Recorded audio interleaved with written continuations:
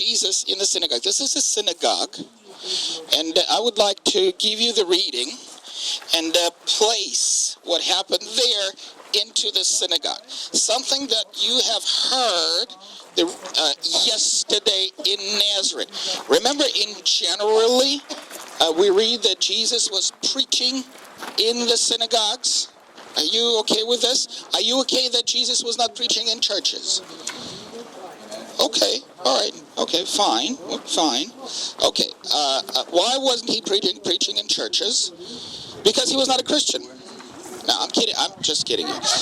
But because there were no churches or buildings, right? Church buildings per se. But the community centers were the synagogues, right? The synagogues, and this is where people will gather. Jesus not only preached in the synagogues, he preached in other places as well. But this is the public places for the Jews. This is where the Jews gathered. Okay. Remember yesterday we've read in Nazareth the episode that Jesus preached in Nazareth. Okay. If you remember that, you would remember that he did the preaching in the synagogue. However, the synagogue in Nazareth was not found. The synagogue in Nazareth that Jesus preached was not found. You had a chance to see a replica, right? Correct? Am I correct? At the village? Had a chance to see the replica of the synagogue in Nazareth village, but the actual synagogue in Nazareth was not found. However, the synagogue was found in other locations, and this one is the best because it preserves a number of features that no other synagogues would have. Hold on a moment. מועד, אתה רוצה להיכנס? אתה רוצה פה לדבר או אתה רוצה רק לבקר? מה אתה רוצה לעשות? אני יכול פה להיות בפינה, זה בסדר, כן? Alright, friends, can we allow the other group to come in and we can gather maybe here? Thank you, friends. Korazim. We are at Korasin, okay. Friends, come over here. We will do it a little bit in this location. The other group will do it in the other location. Okay. So we talked about the fact that Jesus would be speaking in the synagogue in Nazareth. Right? He was speaking in the synagogue in Nazareth, and this synagogue would preserve a number of features that other synagogues will not preserve, were not found in other synagogues. Okay? That's what makes the synagogue in Korazim very special. And that's why I would like you to be here for a little bit, because we can reenact those things that are mentioned to us in the book of Luke, in Luke chapter 4. I will do a little bit of a reading just to remind you what is there. Jesus came to Nazareth, where he had been brought up, as usual. He entered the synagogue on the Sabbath day. Why would Jesus come to the synagogue on the Sabbath day and not on Sunday? Any idea? Because he is Jews. Right, because if you come here on Sunday, guess what? There's no one here. You would agree with that, right? There's no one here, so there's no point coming on Sunday. He came on Saturday. That's the time of worship for the Jewish people. They worship on Saturday. Why do they worship on Saturday and not on Monday? Shabbat. Because it's the Sabbath day. This is according to God's commandment. This is when God rested. Jewish people have a day of rest, so they worship on the day of rest. Okay, that's what happens. And then it says he stood up to read. Okay, here's my question: where would Jesus stand to read? He has to stand up. Where would he stand? Where you are. Where I am. Thank you for being inquisitive. Thank you. That's exactly where I'm standing. I'm standing on a special location. Can you see there's a little platform? Little platform that is called a bima. It's called a bima, and this is a place for the public reading of the Torah. People would be spread out just like we are spread out now. Right? They will sit on the perimeter. They would possibly sit at the benches as well. Okay, or maybe on the floor, on the carpets, racks on the floor. And they will face this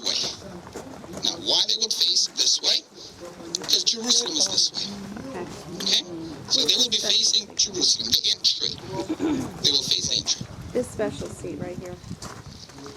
Getting Let's there. kill a cow after a cow. Let's do it step by step. We'll come to the seat in just one moment. Okay. And then it says, the scroll of the prophet Isaiah was given to him. Okay, the scroll. Notice, not the book. I have a book. It's a Bible. You also have books, right? Right. But those people had scrolls. Okay? And there's a special place for the scroll to be kept in the synagogue. It's kept in a wooden box or wooden cupboard that is called the Ark of the Covenant. Okay?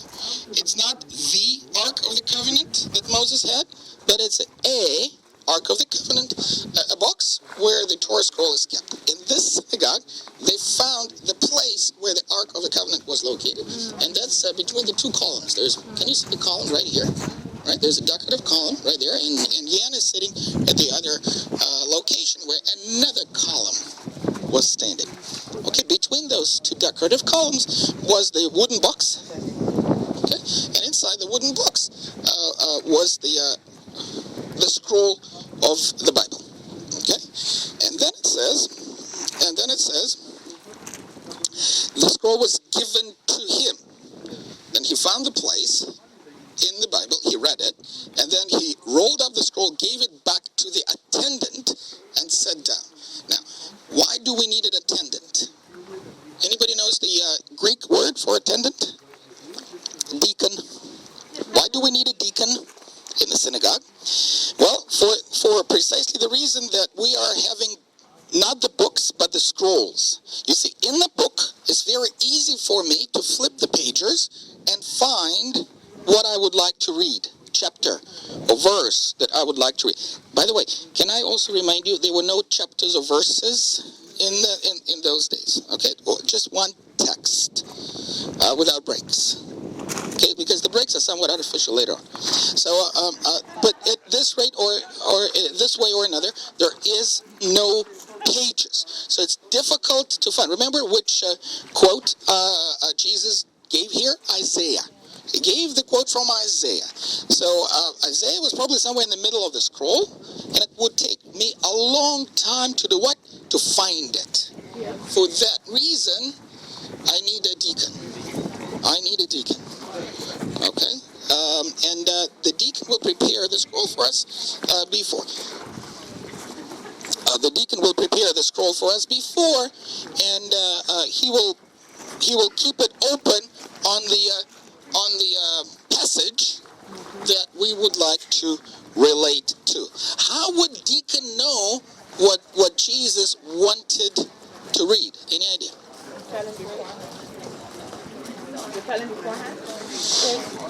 Well, Jesus was not in a village beforehand. Well, the answer is a little bit more simple, because all the synagogues will read the same passage on every Sabbath day. Okay, it's called the weekly portion of the Bible. The same portion will be read in every synagogue. Every synagogue will have the same reading of the same portion every day. I have a special prayer for the tourists. May the Lord bless them and keep them far away from us.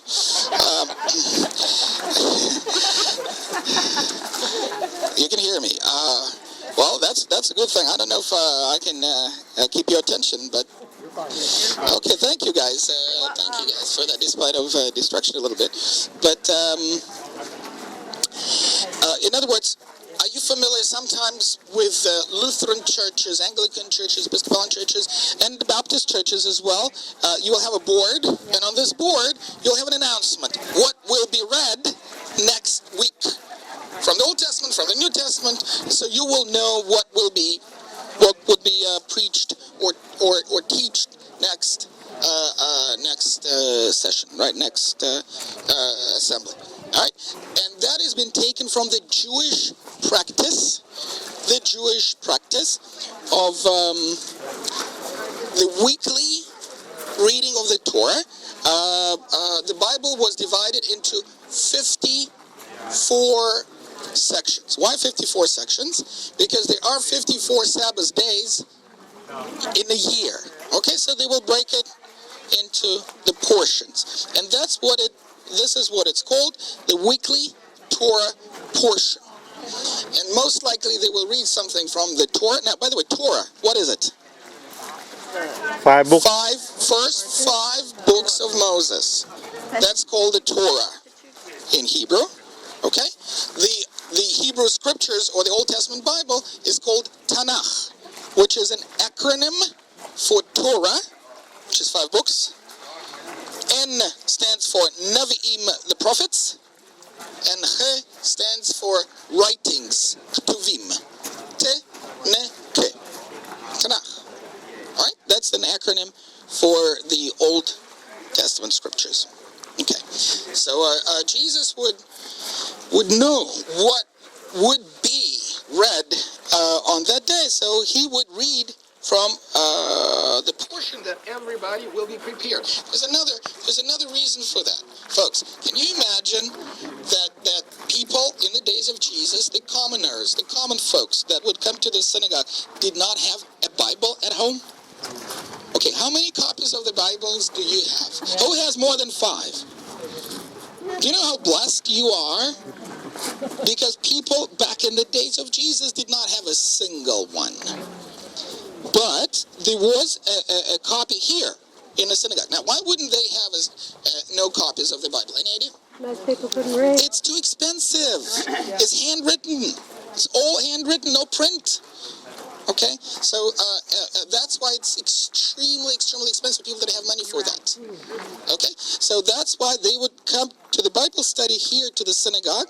And for that reason, the rabbis will require, it's a rabbinical requirement in the days of Jesus, to build a school next to the synagogue, adjacent to the synagogue. Can you see the room? There's a room next door, right? There's a door, and there's a room next to the synagogue.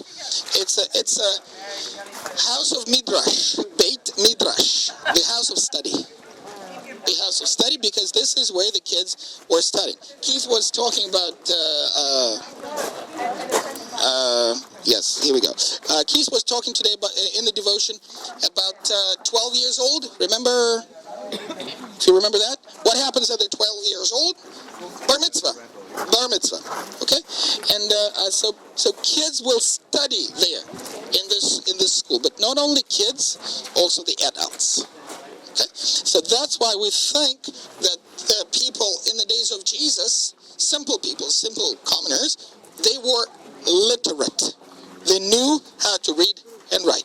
However, because they did not have Bibles at home, they would have to memorize big portions of the text. Big portions of the text. Today we don't have to do that because we have computers. I have my cell phone, and in my cell phone I have 5 versions of the Bible. In my cell phone. All right, so I can flip it into English, into Hebrew, into Russian, into whatever I want. Which is, that's why I don't have to exercise my memory. Okay? But those people had no other choice. They had to memorize big portions of the Bible. Okay. So he would read the text from Isaiah, and then it says that Jesus rolled up the scroll, he gave it back to the attendant, and he sat down. This is pretty important too, friends. If I can have your attention on this one, because it's really cool. You're going to like that. There's a special place in the synagogue that would be allocated specifically for the rabbi. A special place that would be allocated for the rabbi, and this is where the rabbi will sit down. Okay? Keith, can you play rabbi for us, please, sir? Since that's what you are. Sure. By the way, what's the word rabbi means? Teacher. Teacher. Right there. All right, so, okay, there's a special chair that has been preserved to us only in this synagogue. There's no other place in Israel that preserved this kind of thing. It's a special seat called the seat of Moses. All right, can I clarify this? Moses did not sit in this seat. Okay, but it's a name.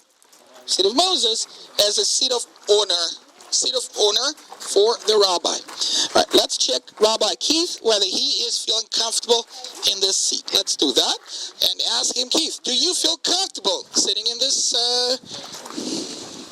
chair? Why not? Too small. First of all, there's too many people staring. But that's your congregation. That is your congregation looking at you. Secondly, there's no padding.